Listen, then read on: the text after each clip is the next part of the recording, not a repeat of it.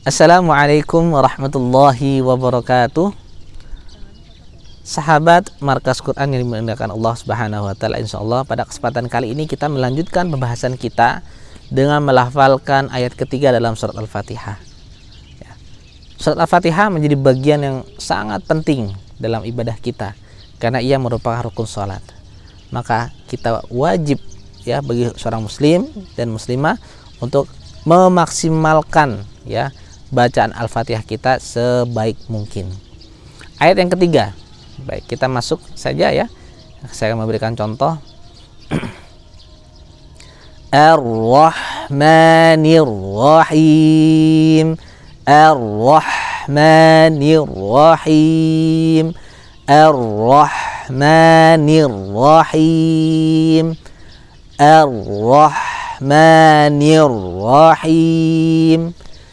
Huruf pertama dalam ayat ketiga ini adalah hamzah.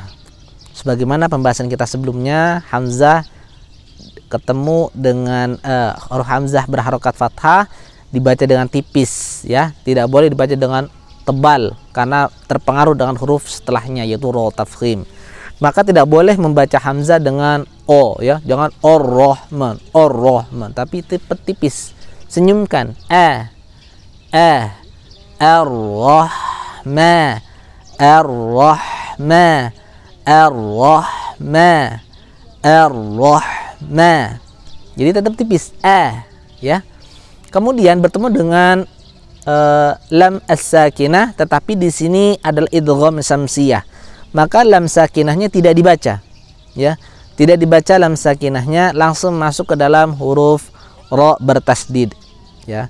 Maka kita lafalkan secara sempurna r masuk ke dalam huruf ro-nya. R-ro, R-ro, R-ro, R-ro.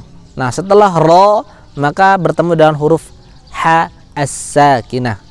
Huruf ha as-sakinah punya karakter yaitu dia adalah rokhwah, mengalir.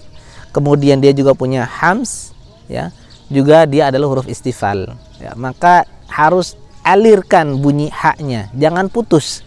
Ingat ya, untuk kita selalu mengalirkan huruf hak dan saat berpindah ke huruf yang lain jangan sampai berhenti ya. Ar-Rahma, Ar-Rahmani, Ar-Rahma. Jadi haknya tidak putus ya. Jangan membacanya seperti hak putus yaitu Ar-Rahma, Ar-Rahma, maka dialirkan.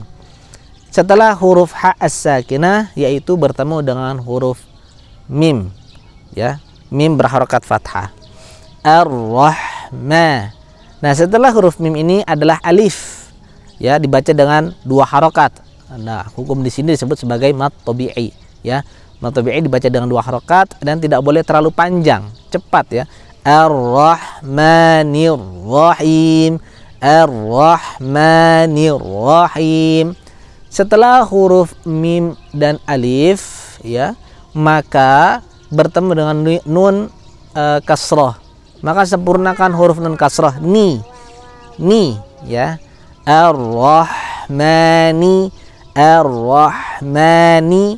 Lalu bertemu kembali dengan lam sakinah idgham syamsiyah.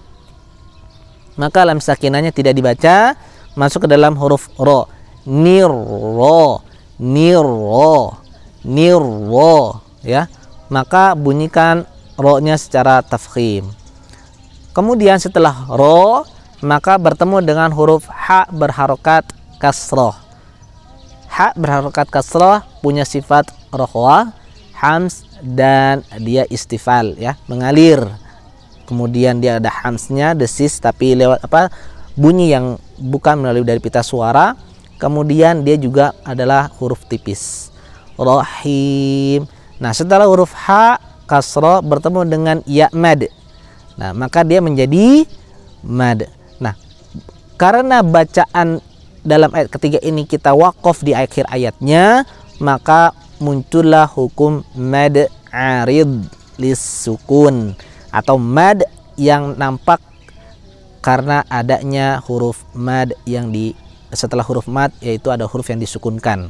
yaitu sukun arid ya. Sukun arid adalah sukun yang bukan karena sukun aslinya, yaitu sukun kan akibat waqaf, maka hurufnya berubah menjadi sukun, maka dinamakan mad arid lis sukun.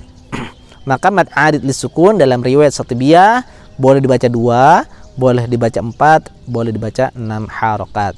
Namun lagi-lagi harus konsistensi dalam membaca mad arid lis sukun. Melihat dari ayat sebelumnya, apakah kita menggunakan 2 harokat?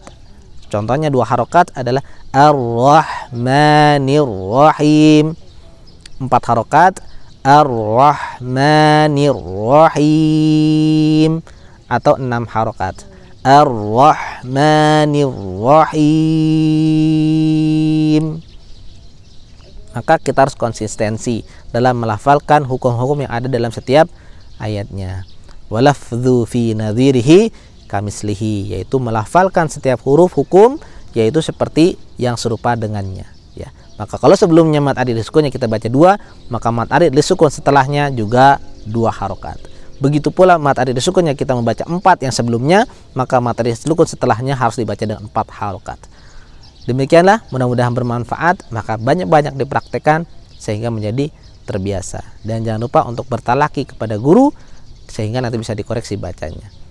Mudah-mudahan bermanfaat. Assalamualaikum warahmatullahi wabarakatuh.